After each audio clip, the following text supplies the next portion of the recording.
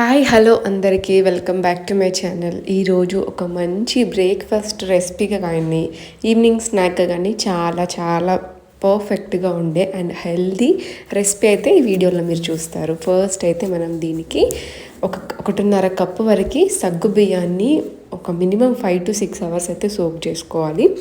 ఇది మనం తక్కువ టైంలో కూడా సోక్ చేసుకోవచ్చు. కాకపోతే ఏంటి అంటే సగ్గుబియ్యం అనేది కొంతమందికి డైజెషన్ ప్రాబ్లమ్స్ అలా వస్తుంటాయి. సో మనకి ఓవర్ నైట్ కానీ మినిమం 6 అవర్స్ సోక్ చేయడం వల్ల అలాంటి ప్రాబ్లమ్స్ ఏవి రాకుండా ఉంటుందన్నమాట. సో అందుకే బేసిక్గా 6 అవర్స్ వరకు సోక్ చేయడం వల్ల మనకి మంచి బెనిఫిట్స్ అనేవి ఉంటాయి.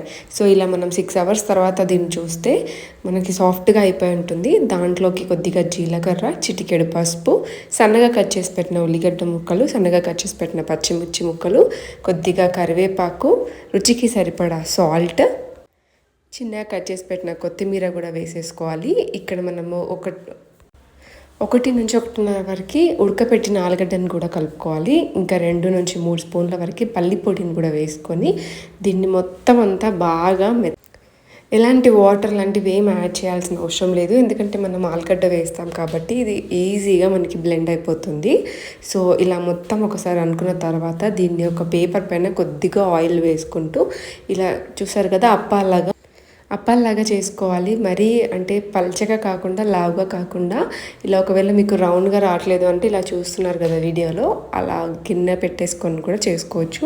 మనం ఇలా అన్నీ చేసుకున్న తర్వాత ప్యాన్ పైన కొద్దిగా ఆయిల్ వేసుకుంటూ 2 వైపులా ఇలా బ్రౌన్ కలర్ వచ్చేంత వరకు అయితే వేసుకోవాలి. ఆయిల్ కూడా పెద్ద ఎక్కువ ఏం పట్టదు.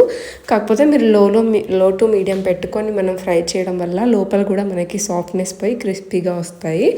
దీనికి చేయడం కూడా పెద్ద టైం అయితే ఏం తీసుకోదు. పిల్లలకైనా కూడా చాలామంది కిచిడి తినడానికి కూడా ఇష్టపడరు. సో ఒక్కసారి ఇలా ట్రై చేయండి. అండ్ మెయిన్గా చాలా చాలా హెల్దీ కూడా ఇలా తినడం వల్ల. సో ఇలా మనం మిగతావన్నీ వేసేసుకుంటే మనకి సాబుదానా రోటీలు అయితే రెడీ అయిపోతాయి. చూసారు కదా, చాలా చాలా సింపుల్ రెసిపీ. తప్పకుండా ఒకసారి ట్రై చేయండి. ట్రై చేసిన తర్వాత ఎలా ఉందని నాకు కామెంట్లో చెప్పండి. Thanks for watching.